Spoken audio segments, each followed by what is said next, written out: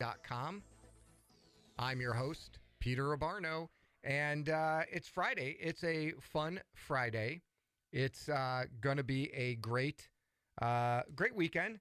I don't think there's any rain this weekend, so it's going to be a lot of fun. But it is the first day of August, and the first day of August is always one of those times where you look at, like, it's back to school month. There's a ton of stuff you're preparing for, but you start getting, and I know I've been getting them for weeks now, but you really start getting excited and engaged for among the biggest events in all of Southwest Washington, most certainly in Lewis County, the Southwest Washington Fair. And Fionna, the events manager, the fair manager with the Southwest Washington Fair, is here. We're going to talk about the fair, the events, what they're doing to make it even better this year than it was in the past. I'm sure we'll talk about Little Miss Friendly. We'll talk about all the 4-H stuff going on. They've renamed some streets in honor of important people that have contributed amazing things to the fair. Just a great show. So if you want to call in and talk about maybe your favorite fair memory, maybe your favorite thing at the fair, give us a call, 360-330-5352. Again, Fionna, how are you today? 11 days until the fair. Yesterday when I talked to you, you said 12 days to the fair. I imagine this is crunch time for you and your entire team. It is, yes. We're working long hours, lots of sandbags and dusting off of the things that have been winterized all winter long. So they're doing hard work out on the grounds, and we're doing lots of work in the office. Now, are you putting to work your elected officials, like your county commissioners, and you're like, here's a broom, get started? Of course. Yeah. Always. Yeah, Lindsay and Scott and Sean are probably out there dusting and getting rid of the cobwebs. Something like that. Yeah. Something like that. I love it. But you know, the funny thing, I mean, we'll talk about the fair, but you work 365 and Correct. Your staff does too. I mean, you have events all year long at the fairgrounds, right? That's right. Every weekend at the fairgrounds, we have something going on. Yeah. What is like one of your favorite non-fair events that you guys do at the fairgrounds? The Washington State Garlic Fest, 100%. It is right after the fair, so Yeah. It has a little bit of a tedious deadline and timeline for us, but we host the Washington State Garlic Fest, and that is by far my second favorite event that happens at the fairgrounds behind the fair. But we have a lot of wonderful events that are hosted by others. Some of our dog shows are my favorite because It's so fun to watch the fairgrounds just fill with dogs and people with pride to show their animals, and that's a lot of fun. Yeah, you have the dog show, and then one of my favorite, I mean, Garlic Fest is awesome. I mean, if you like garlic and haven't been to the Garlic Festival after the fair, there's garlic beer, garlic cheese, garlic. I mean, there's everything garlic. Garlic ice cream. Garlic ice cream, which, I mean, it was a little tough for me, that one. Yeah. It was a little, but fun. But the other one is the model train show is super cool. That one's a lot of fun to watch. Yep. I mean, they have. Is it the Blue Pavilion where they put them in? Yes, they fill that up with model trains, and it's amazing to watch. They do that twice a year now, in the spring and the fall. It is it's so cool. And then you have is it the Country Chicks? Yes, Country Chicks happens 3 times a year. They have a spring show, a fall show, and a December show, a winter. Yeah, and I've had them on the show before. They do good stuff too. That's cool. Great stuff. Yeah. And then you do a Christmas, isn't there I think maybe Country Chicks do the Christmas Bazaar.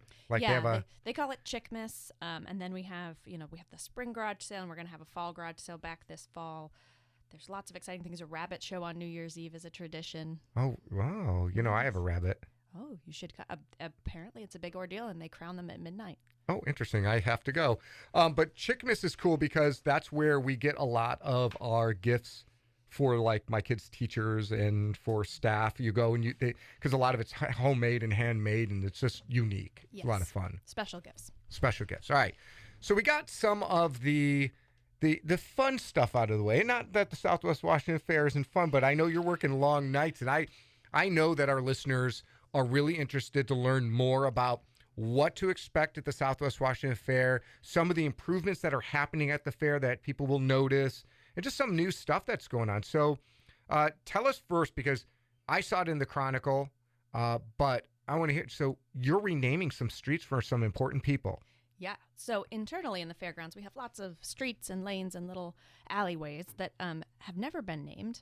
And so we thought it would be a great idea to start naming them in honor of the people who've spent many years of their life spending long nights in offices and on the grounds and putting things together. So this year we've gotten nominations for 4 individuals: Lee Combs, Kurt Marsh, Mary Jane Fox, and Earl Spencer, who were longtime fair contributors who've all passed away. So we wanted to honor them in a special way that we can also utilize to name our streets, so we can tell people where to go with good directions. If you ever have been in the office and somebody comes in who's never been here, I think, there's many new folks in town. So if we can tell them where to go with a sign with directions, it's very helpful. Well, there's some old folks too. It's like, I've been to the fair for forever, and I when now my kids are at that age where I could let them go a little bit, and I say, meet me at Elephant Ears, right? Yep. I mean, I don't know where to go, but now you can say, hey, meet me on Coombs Boulevard or wherever, right? You can now at least have some points where people can meet up. Exactly. Yeah. Exactly. Yeah. And so Kurt Marsh has a nickname, though. Yes. So the road is actually going to be named Boss Hog, and he was a longtime swine department superintendent and very loved. So right near the swine department, you can look for his road sign where we'll be honoring him. Which is super cool. Yeah. I mean, it's good for their families and just the community to recognize the folks who have put in so much time, effort, and work to making the fair what it is today. And I mean, someday, there's going to be one named after you, I imagine, Fionna Boulevard. But in reality, it's good markers. And you're working on improving the fair and doing new things. I mean, you noticed it even with the bathrooms over the last few years. The water stations where you can fill up water bottles. I mean, there's little things happening, but there's also some big improvements of the fair that you've been kind of overseeing, right? Yeah, so I cannot claim to have overseen all of it, right? I have lots of help. Claim it. I'll take all the credit. No, we have some really great people working on some really important projects. And also, I know that county commissioners have been involved in helping with the water main project and getting funding for that, which has been a long-time project. So a phase of that was completed before fair, and people will notice the new asphalt where that portion of the water main project was completed. The other phase will happen after fair. We did get a little nervous about the deadline of such a big project before fair. So the second part will be done after fair on the water main project, and that one will be complete. The 4-H barn is another big one, and that is looking fantastic thanks to the hard work of pushing that forward from many people. So it's got new siding, some new stall systems inside. We've had Hoyt has volunteered to paint the interior, which was very needed too. So we've had some great people involved in going above and beyond. And I believe there's another grant tied to the 4-H barn, so we'll get to make some improvements after fair. And I think we have you to thank for some of that. No, it's a partnership. I mean, it's great to work together. I worked real closely with Gary Stamper when he was on the county commission, and work with the current county commissioners and yourself, water main project, 4-H, the equestrian. I mean, we need to make that fair the beacon that it really is. Yeah. I mean, it's so important to the history, tradition of our community, the ag community just generally. And I love kind of the vision the county commissioners and yourself and your staff are really pushing, because it's important. You get a lot of visitors. You could even get more visitors. And we want to see that as a real tourist destination. Yeah.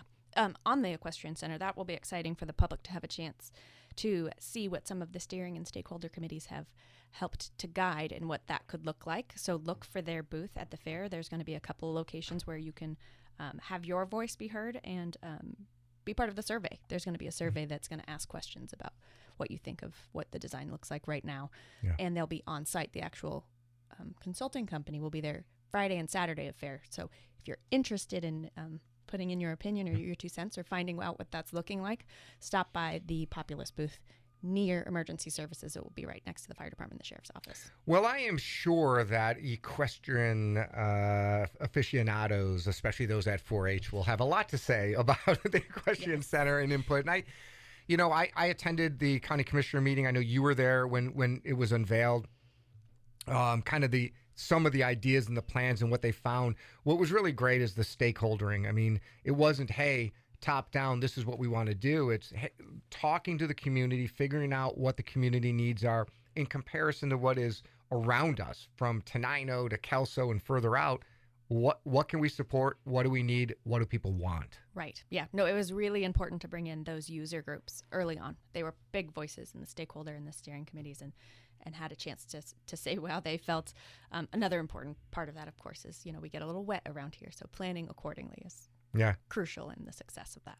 Yeah, absolutely. And it's beyond just equestrian, right? I mean, you're creating almost the fairgrounds are looking almost in some of the plans or ideas that people want to see almost a park. Like there's things from the one end all the way to the other end and beyond that really turns the fairgrounds into something more than just a fair. That's what we're really hoping for, right? Like you mentioned, 365 days a year. So we really want it to be something that can be a place to go year round. One of my very favorite things about the fairgrounds is that it's stuck right between Centralia and Chehalis. And as much as they like to fight over who's going to respond to the police calls or the fire department, I love being between the two and having them both involved. It's so important.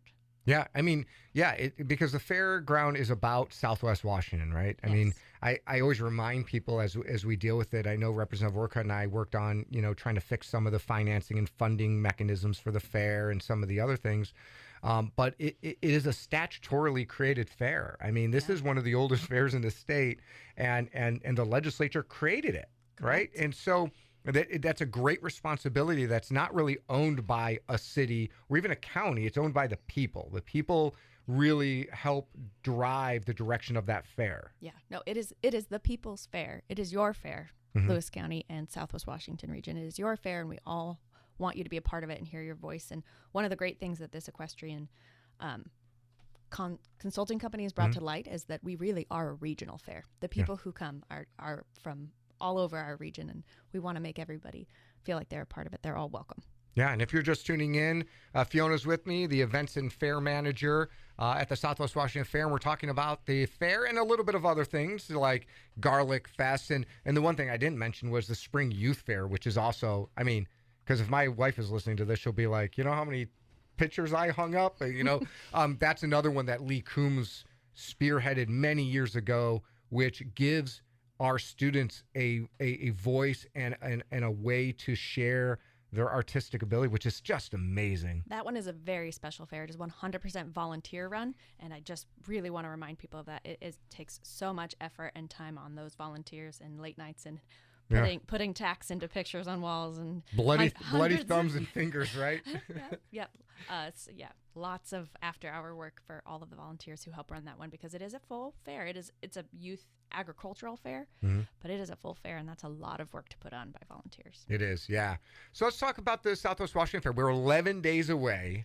11 days. Talk to me about the schedule, because I know everyone's really always interested in this. So what are some of the benchmark events, and walk us through that? Yeah, so some of the big things happening out in our grandstands, of course, is our rodeo Wednesday and Thursday night, and we have to thank Centerville Western Stores is our presenting sponsor of the Lewis County Rodeo this year. Wednesday night is family night, and you can get some discounted tickets in the grandstands for that night. There'll also be a special stick horse race. Centerville has purchased many stick horses that will be prizes for some kids who get to be part of that. And is it just kids, or can adults? Now, I'm asking for a friend. If we have leftover stick horses, we might let some adults sneak in there. Maybe we should challenge a few of our local elected officials to race each other. I don't know about that, but Centerville is a huge sponsor of that rodeo too, and they do good work. They do good work. Right now, you can pre-purchase the discounted tickets, special at their store. We could have them online, but they have actually some additional discounted tickets. So if you want to get the best bargain, you're going to go to Centerville for that. Thursday night is going to be tough enough to wear pink night, so we're pretty excited about that. It does start at 6 p.m. this year rather than 7. For anybody who pays close attention, that's a good thing to know. And then on Saturday and Sunday, we have a monster truck show. You do buy tickets directly from them. But some of the other great things that we have this year, we have a whole livestock show schedule on the website if you want to know special things, but the Junior Livestock Auction is on Friday night at 5:30, and that's super important. If you can be there, I highly recommend it. There's a lot of kids who've put in a ton of work, and I believe that they have roughly 80 more animals than they did last year. So get your checkbooks ready. So you buy them for pets? You can. Or do you buy them for slaughter and food? You can do both, I guess. You can do both. You can also turn them, which means you kind of buy them and give them back to the kids. Yeah. And if you buy an animal and get a few tears in somebody's eyes, sometimes that happens. But, but yeah, it's the buyer's choice what you choose to do with the animal. Most most turn them to slaughter so they can have some bacon in the freezer. Pack the freezer. A couple of steaks. That's right. But it's important to remind people that, you show up for the market, but these kids have been raising these animals with a lot of attention, care, and love for all year long or longer. And so pretty cool that they get this opportunity to raise money. Yeah.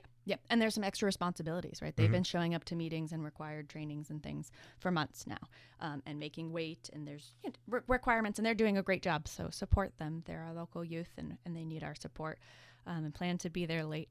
Yeah, it goes on all night. Yeah, and at the same time, down on the other end on the saloon stage, we'll have free entertainment, and I'm going to say it the best I can, but Palazzo de Feria, which is hosted by our local Tacos El Rey Entertainment. Cool. Antonio Lopez is helping us put that together, and has 3 great brands. So that will be also Friday night. We have a number of special contests this year that I'm pretty excited about. We have some local groups that are helping us to organize those. So on Tuesday at 1 and 3 p.m., we have Kids Day contests that are going to be hosted by Cooks Hill Community Church. Cool. Wednesday, we have 1 and 3 p.m. Senior Day contests hosted by Timber River Connections.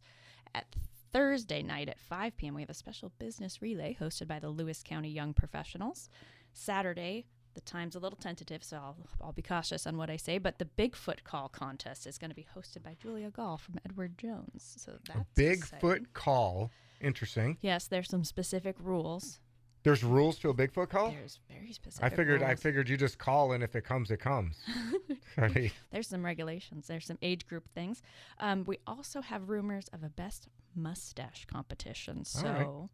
Interesting. TBD on that one. All right. So exciting special stop shaving now. You better have started a long time ago. Hopefully you've got something going on already. It might be too late. Yeah, 2 weeks is not going to be long enough to win that one. So, but it could be like worse grown in 2 weeks or something like that. That's true. I don't know. So what else you got going on? All day long, all fair long. I think, as I know, even the week before fair starts, the equestrian stuff starts. You already have the horse stuff going. Correct. Like the week before. Correct. The horse department has been on site many times since the beginning of July. They also take a lot of pride in doing a lot of that work for prep themselves. Thank goodness. We have a great team consisted of the Lewis County facilities folks. That's Alex Murray is our director. Then we have Matt Thuston and Jared Larson that are big parts of that, and all of their crew. I really want to appreciate them. They're spending a lot of time getting things ready, but we just can't do it without volunteers. Yeah. And as you know, volunteers are just a huge part of our fair. Hundreds, thousands of hours are put on by volunteers to help put that together. So that's wonderful. We have entertainment all day, every day. But before the fair, like you mentioned, we have things already starting, right? Yeah. The competitions start. The still life starts coming in this week. If you have your paintings or your artwork, if you've made jelly, or sewn a scrunchie. Oh. You can still get those entered. If you've made jelly? Jelly, like jam. Oh. Jam and jelly. You can still enter those. Enter your jam and jelly. It's not too late. Do you make jelly, Peter? I do not. Oh. I do not. Though I did take home economics in middle school and high school, so I know how to sew, and I've made like an outfit before. Oh. Yeah, it's not good. I sewed the seam backwards, but I still gave it away as a Father's Day gift in middle school. I thought you could sew a hair scrunchie and get that entered. You probably use those a lot, right? That was a low blow. Expo Hall is going to have a number of things going on inside of it, as well as the grandstand. So I highly encourage everybody to don't get lost on the midway. Make sure you enter those buildings and check them out, because there's something special going on in all of them. Well, and I did make the mistake, I think, for the first couple years, where I did not go into that one seamstress or the sewing area. And then I popped in there. I'm like, oh, I didn't even know this was here. And I went in and I got to talk to everyone, and they'll show you how to use it, because it's just really, and then they have the displays of all the outfits they've made all year long, and it is just amazing. And I think they have cards too. So like, if you need something, this group will help you fix things or make things for you. They are amazing. Yes, we have so many amazing people involved in the fair. Walk into any of those buildings and start a conversation with somebody, and they'll tell you something wonderful that you didn't know. Yeah, no, absolutely. It's a lot of fun. I know my son also 1 year, because the kids can do, well, I think as adults too, can do displays. That still, like, he did, he went rock hounding, and then bought a National Geographic tumbler. And he did the stages of tumbling with the different grits that you would use in a tumbler, and showed how you can get from raw rock to to a tumbled smooth rock, and it was pretty cool. I mean, there's cool collections and things that people do. Oh, yeah. Yeah, don't forget to go in there. It's a lot of fun. All right, we're going to take a quick break for our sponsors, and we're going to be back with Fionna. We're going to talk more about the fair. We're going to talk about how you can get your tickets, make sure you get your tickets, and all that fun stuff with the fair. It is only 11 days away, Lewis County. Be sure to get your tickets and show up at the fair because the theme is Saddle Up. We'll be right back on Let's Talk About It on KELA AM 1470.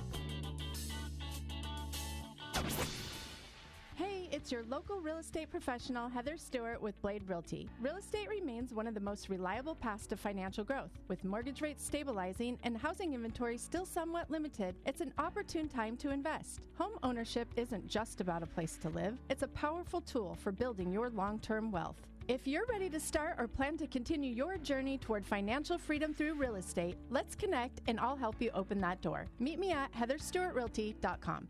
I'm Raven. I own Nyberg Pressure Works. We are a soft washing business. We specialize in moss removal on roofs. We clean off all the loose debris, squeegee off any loose moss, leaf blow, clean out the gutters, flush them out, and then we soft wash the whole entire roof to kill all that organic growth. And we are not pressure washing. Soft washing is the most safest way to remove the moss off the roof. It actually enhances the lifespan of the roof. We also offer house and building washing, window cleaning, concrete, decks, and more. You can look me up on Facebook, Nyberg Pressure Works, or look me up on Google. Whether it's getting the kiddos to school, I love you. Bye, Mom. or taking it off-road and uphill. Oh, yeah! Yeah!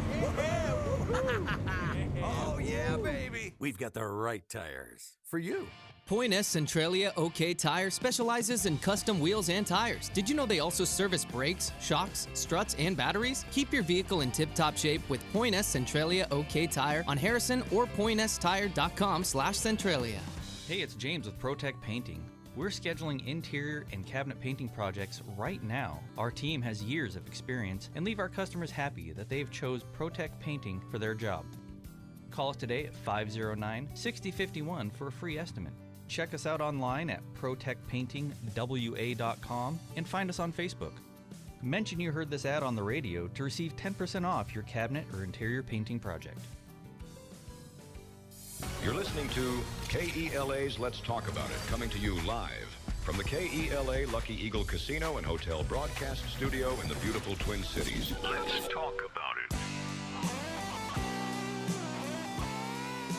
All right, we're back on the Let's Talk About It show, AM 1470 KELA. I'm your host this Friday, August 1st. Fionna with the Southwest Washington Fair is here. She's the events manager. We got a caller. Good morning. Welcome to the show. You're on the air. Hey, thanks for this broadcast. It's really impressive to hear all that's going on with the fair. And I wanted to do a tiny advertisement for the Rotary Corn Booth, if I could. I'm hoping to volunteer with that this year. And there's so much good food on Midway. A lot of it is just sweet and fattening and awesome and delicious. And I usually fill up with a ear of corn or two at the Rotary Corn Booth, too. Don't get me wrong, it's fattening and delicious as well, but at least it has a little bit of food value. So do that and then hit your elephant ears. Well, and those giant turkey legs. Oh, those are good too. Those are, and even if you don't like turkey, they're just cool to carry around because I feel like Fred Flintstone. Yeah. There's a manliness about it for sure. Yeah, you have the turkey in one hand and the corn on the cob in the other. You're definitely doing the fair right. Maybe some of those. What are the French fries that they have now? There's some special fries, right, Fionna? Funnel cake fries. Is that what you were referring to? Oh, God. Boy, you don't have to eat for a week.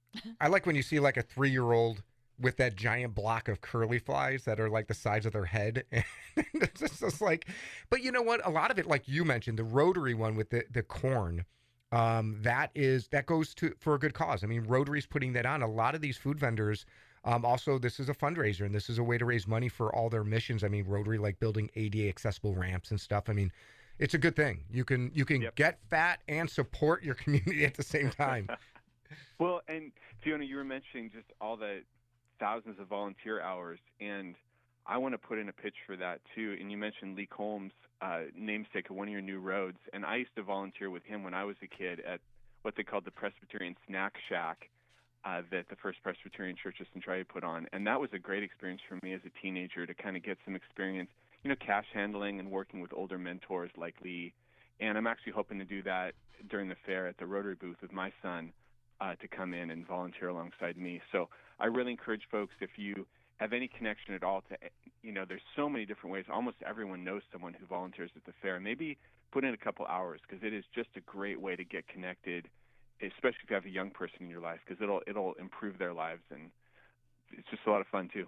Yeah, absolutely. And there's our community is filled with great volunteers and great events. I mean, there's events even this weekend. We're setting up for fair, but there's events all over the community, right? Well, yeah, and I was hoping I could mention one or two tonight. There's a fantastic organization in Centralia called Health and Hope Medical Outreach, which maybe some of your folks have heard of. It offers a free clinic, 100% free, to uninsured people every Tuesday night over at Northwest Pediatric Center. They volunteer their medical space. So that is an incredible resource put on by volunteer doctors and folks. And they're having a fundraiser tonight that I would love to have people consider going to. So tonight, it's over at the Mistletoe Tree Farms, which is on Stearns Road, just west of Chehalis. At 6 o'clock, doors open. They're going to have music with the Pat Murphy Band. They'll have food, music, dancing, and it's all going to raise money for this free medical clinic. So that's 6 o'clock tonight, and Health and Hope Hoedown. Encourage folks to think about that. And then I'm actually going to be this weekend out at Pickers Fest, which for many years was out in Winlock. It's been moved to Centralia, and that is an absolute hoot and a holler.